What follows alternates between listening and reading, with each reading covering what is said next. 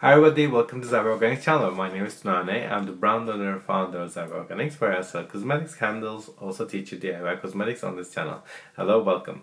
So today it's not going to be a formulation video, but I just felt like I wanted to discuss these sort of like skills that if you're formulating yourself, that you should really start getting, really master these skills, because it will really help you improve yourself, even if you're not a formulator yourself, but it really helps you understand when you're formulating things. The reason I wanted to do this video is because I am getting a lot of questions about ingredients that, let's say, I don't know about it, or it could be sort of like how can you formulate with this ingredient, these kind of questions, but they all kind of comes into the same core fundamental issue that for a cosmetic formulator, if you want to formulate things, you need to understand these three skills that I'm going to talk about it, so that it will help you really much and make things much more sense to you. Okay. Before I start, I also want to show you the niacinamide serum that I've done. 12% niacinamide from last week. As you can see, it's really stay clear and it's really a nice texture. If you've got any more questions about this serum, obviously you can ask in the comment section. But I quite like it. It's quite relatively stable. And I really like the texture. I've been using it on my skin and I actually see the brightening effect. But I also have a plan for doing a proper brightening and whitening cream, which is think I'm gonna work with a Seppic white, which is I heard is really good. I don't want to work with alpha-arbutin because a lot of people use alpha-arbutin for whitening. But in some countries, alpha-arbutin is banned. So I think in Australia it's banned. So I'm going to use Seppic White, which is also really effective. And I think you can combine really interesting ingredients with that. So it's in my plans of doing it. And I also plan to do a retinol serum soon as well. So watch out for those, because I know I got requests for some retinol serums. So I haven't forgotten. So I'm going to do that. Yes, so back to the question. Back to the video. So what are the three skills that I want to talk to you about today? One of the things that I'm just going to look at my notes here very quickly, because I've written them down. So one of the things, what do you want when you're designing a formulation, when you want to do a product, that, let's say, what is the end goal? You have to start with that. So what are you trying to achieve when you're making a product? Are you trying to achieve whitening? Are you trying to do an exfoliation? Are you trying to do sort of like a brightening, or it could be just hydration only? If you're trying to do multitasking like the ones that I do, you need to understand these ingredients. What ingredients are you going to use first? So you have to plan. So think of yourself a bit like a designer, really. So like, you're doing a fashion collection and you want to put all these beautiful colored dresses, but you had to get some kind of inspiration, and what are the tasks they're going to do? Are they for summer? Are they for winter? Or is it going to be, I don't know, jeans? Or is it going to be, I don't know, cottons, things like that? So think of yourself like that. And when you're designing something, you have to start with the end product and the goal. What are you trying to achieve? What are you trying to do? So first, number one is that. Another thing is you have to keep an open mind. You have to also be very curious, and there are a couple of tools that I'm going to give it to you, so that you need to be really, use these websites as your like right hand tools. You need these ones as a formulator. Okay, I'm going to talk to you in the second and third points.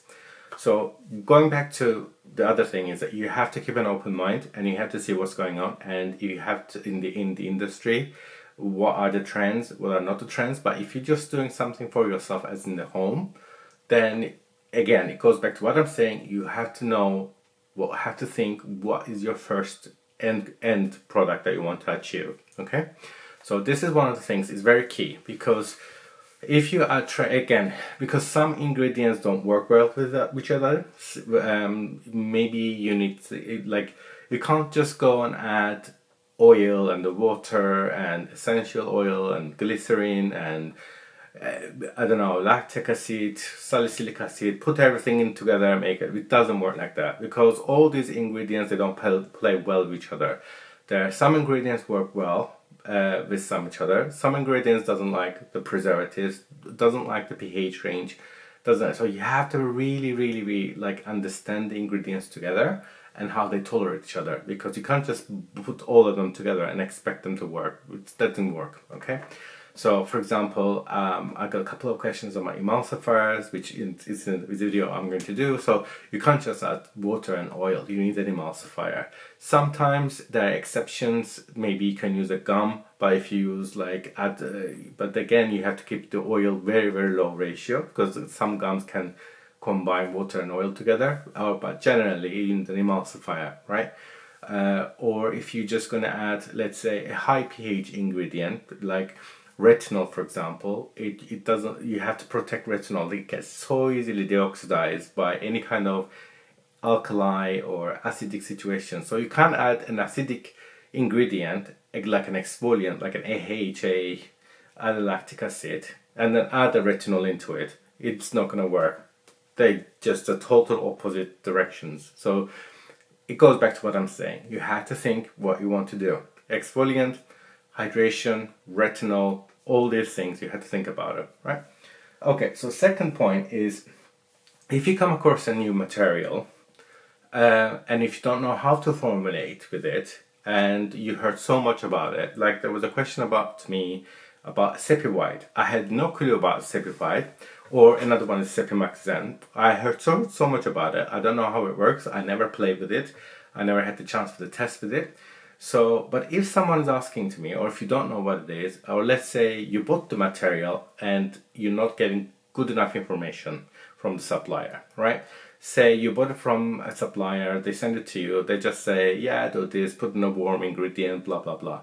You're doing something, you're doing them, and it doesn't work.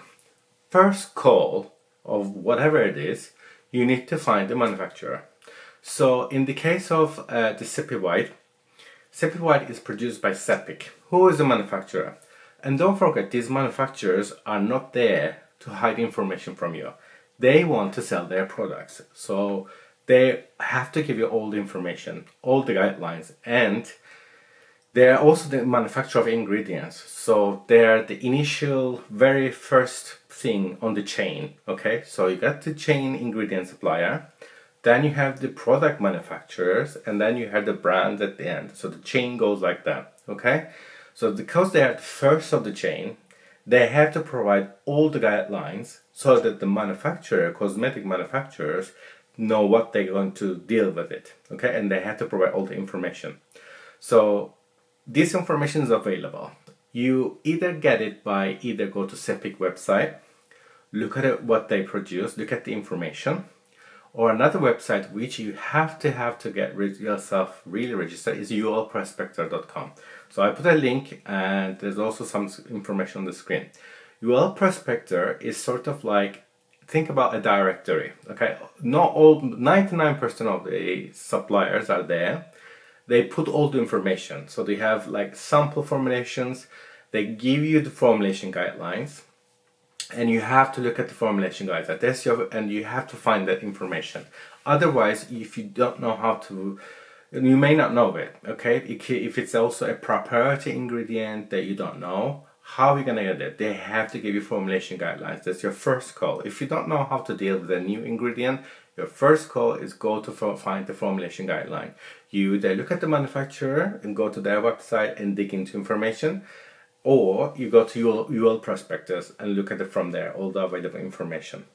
So you have to register yourself to these websites. And you also have to establish some relationship with these manufacturer ingredient suppliers. Go to trade shows, go to like in cosmetics if you're in France. If you in UK, go to there's another one, I forgot his name. Yes, SCSC, Formulate, happens in country. I went there a couple of times. Go to there. Whatever the one that happens in your country, I'm sure there is one. There's one in cosmetics, is all around the world. There's one in Turkey, it's called I think Beauty Turkey or something. That's really massive. There's a Cosmetics Bologna in Italy, you can go to that one. In America you have all this. So you have to go talk to these suppliers. And don't forget, they're trying to obviously sell things. And another thing is, you can get samples. You can decide, you just give me samples. You just say, I have a brand, I'm interested in this ingredient, can you give me a sample please? They may ask, what are you trying to do? Are you sort of small indie brand? Yes, I'm small indie brand, but I'm interested. Give you some sample, you know. And another thing is ask for technical information, formulation guideline, number one. So if you come across, long story short, if you come across an ingredient that you don't know, ask for the formulation guidelines. How is it dissolved? Does it work and does it dissolve in water? Does it dissolve in glycerin? Normally, they give you a PDF sheet. They tell you this is how you do it. Or maybe there's a YouTube video. Sometimes, for example, I remember seeing Meyer, which is they do a lot of beautiful ingredients like emulsifiers. If you remember from my hair video, I did Lessigel. I learned their formulation from there. There's a lot of PDF information I put on the screen. They give you all these guidelines. They have to give you all these guidelines, okay? So first, and it also helps you because when you're trying to do something of this new ingredient that you don't know, how are you gonna do it? Does it dissolve in oil? Does it dissolve in glycerin? Do you need to do, I don't know, some kind of like pH neutralization? For example, vitamin C, the AA2G that I spoke in my previous video, it needs to be normally neutralized, but up to 2% it says you can get away with it. But anything beyond that, if you're going to use 5%, 10% of AA2G, it says you need to neutralize it because it has a more acidic, and you don't want to, like, it needs to be buffer. So you need to have some. Another one is, for example, there's a preservative called GeoGuard Ultra. You need to buffer that, you need to neutralize it. So you can't just add it into water. So all this kind of information is there. You need to look at their formulation guidelines. Okay? So that's number 2. Number 3, if you're trying a new something, let's say you're working on an ingredient, you're trying to, I don't know, dissolve it, or you're trying to get it doesn't work, you're trying the same, there's no point in trying the same thing. You have to, that's why it goes back to what I'm saying, just look at the formulation guidelines. It will really help you, and go and register new oil prospectus. You will really thank me later on. It's a plethora of information on there, and it really helps. So I know today's video is not about formulation video, but I just felt like if you want to really become good at cosmetic formulation, you need to know who are the manufacturers of the ingredients, and look at their websites, look at your prospectus, and test. Do a lot of testing. Don't be afraid of testing, and be always open-minded and be curious. Okay, so you might say, okay, this is not working, what else I can do with this? And let's say if I can add this, does it like it, doesn't work? For example, I'll give you another sample just for your sake. The Lessigel, I was actually testing with it, the emulsifier.